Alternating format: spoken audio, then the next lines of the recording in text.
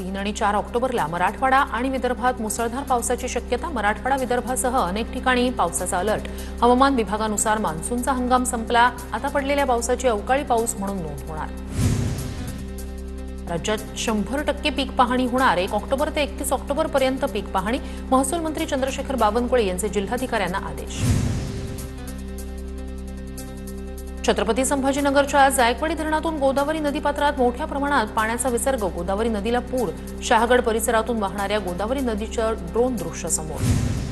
पावसामुळे भोकरदन तालुक्यात 62,000 हेक्टर क्षेत्रावरील पिकांना फटका. मका, सोयाबीन, कापूस आणि मिरची पिकाचं नुकसान. प्रशासनानं तात्काळ आर्थिक मदत द्यावी, शेतकऱ्यांची मागणी. बीडमधील मनोज जरांगे पाटील यांचे समर्थक नुकसानग्रस्तांच्या मदतीला. मनोज जरांगेंच्या समर्थकांकडून पूरग्रस्तांना किराणा किटचं वाटप. बीडच्या गेवराई तालुक्यातील तपेनिमगावमधील तपेश्वर मंदिरात पाणी शिरलं. जायकवाडी धरणातून गोदावरी नदीत मोठ्या प्रमाणात विसर्ग होत असल्यानं नदीला पूरस्थिती. बीडच्या गेवराईतील राक्षस भुवन इथल्या शनी मंदिर पाण्याखाली. जायकवाडी धरणातून गोदावरी नदीपात्रात पाण्याचा विसर्ग.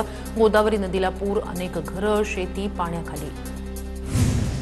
बीडच्या ॲडव्होकेट बीडी हंबर्डे महाविद्यालयाकडून पूरग्रस्तांसाठी शहरात मदत फेरी. आष्टीतील शेतकऱ्यांना मदत मिळावी यासाठी शेकडो विद्यार्थी फेरीत सहभागी. मिळालेल्या निधीतून गावागावांमध्ये मदत दिली जाणार.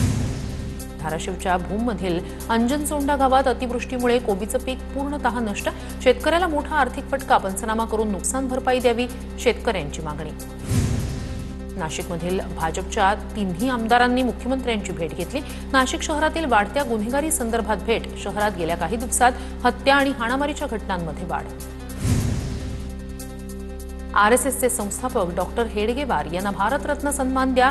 हेडगेवार यांना मरणोत्तर भारतरत्न सन्मान देण्याची मागणी. भाजप अल्पसंख्याक मोर्चाचे राष्ट्रीय अध्यक्ष जमाल सिद्दीकी यांची मागणी. राज्यात अतिवृष्टी झालेल्या जिल्ह्यात आपत्तीग्रस्तांसाठी डीपीडीसीतून 5% अनुदान. एकूण नियोजनाच्या 5% खर्चास मान्यता.